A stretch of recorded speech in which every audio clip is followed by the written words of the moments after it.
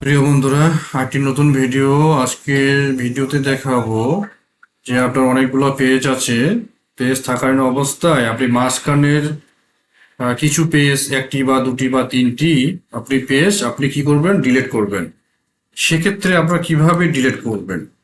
অনেক সময় মানুষ প্রতিটা পেজকে আপনার সেপারেশন করে কি করে পেজগুলোকে ডিলিট করে, অনেক সময় লেগে যায়। অনেক সময় মানুষ কি করে ভুলক্রমে স্ক্যান করে ফেলে, মাঝখানে একটা পেজ ঢুকে গেছে। সেক্ষেত্রে ওই পেজটাকে সরাতে গেলে আবার নতুন করে হয়তোবা তারা স্ক্যান করে, অথবা নতুন করে তারা প্রতিটা পেজকে আবার স্প্লিট করে, তারপর আবার এটাকে কম্বাইন করে, অনেক সময় লাগে।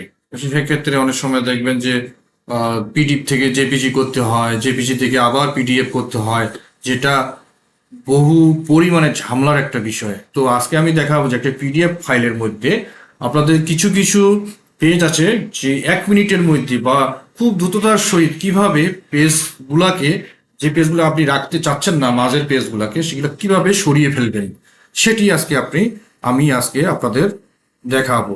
তো প্রথমে আপনারা যে কাজটি করবেন, একটি ব্রাউজার ওপেন করবেন। ব্রাউজার ওপেন করার পর আপনি লিখবেন পিডিএফ ফাইল স্প্লিট। এখান পরে আপনারা ইন্টারপ্রেস করবেন। ইন্টারপ্রেস করার পরে আপনারা যে কাজটি করবেন, এখানে smallpdf.com যে অপশনটি আছে সেটার উপর আপনারা প্রেস করবেন। প্রেস করার পরে চুজ ফাইলে যাবেন। আপনি ফাইলটা কোথায় রেখেছেন, আমার যেহেতু এই ফাইলটি এটাকে সিলেক্ট করে আপনারা এটাকে ওপেন বাটনে ক্লিক করবেন। দেখেন এই ধরনের আপনার একটা ইন্টারফেস হবে। আসার পরে আপনি কোন পেজটাকে সরিয়ে ফেলতে যাচ্ছেন, যেমন এই পেজটা ঘুরে গেছে, আমি এটাকে রাখবো না, তখন কি করবেন, কার্সার পয়েন্টটাকে পেজের উপরে রাখবেন, মাউস পয়েন্টটাকে রাখার পরে দেখবেন উপরে বেশ কিছু অপশন আছে, যেমন এটা প্রিভিউ, এখানে রোটেট, এখানে ডুপ্লিকেট, এখানে ডিলিট। যেহেতু আপনি পেজটাকে রাখবেন না, এটাকে আপনি ডিলিটে প্রেস করেন, আপনার পেজ চলে গেছে। এরপরে আপনি শেষের পেজটাকে রাখবেন না, একইভাবে এটাকে ডিলিটে প্রেস করেন, চলে গেছে। এরপরে আপনারা ফিনিশ করবেন। ফিনিশ করার পরে আপনারা ডাউনলোড করবেন। ডাউনলোডে প্রেস করবেন। ডাউনলোড প্রেস করার পর আপনি দেখেন আগে 5টা পেজ ছিল, ল্যান্ডস্কেপের 2টা পেজ চলে গেছে, এখন 3টা পেজ আছে।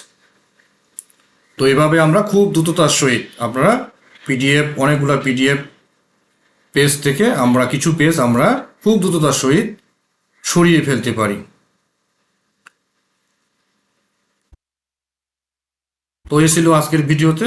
পরবর্তী আবার নতুন কোনো ভিডিওতে আপনাদের সামনে আবার আমি নিয়ে আসবো। তো ধন্যবাদ সকলকে।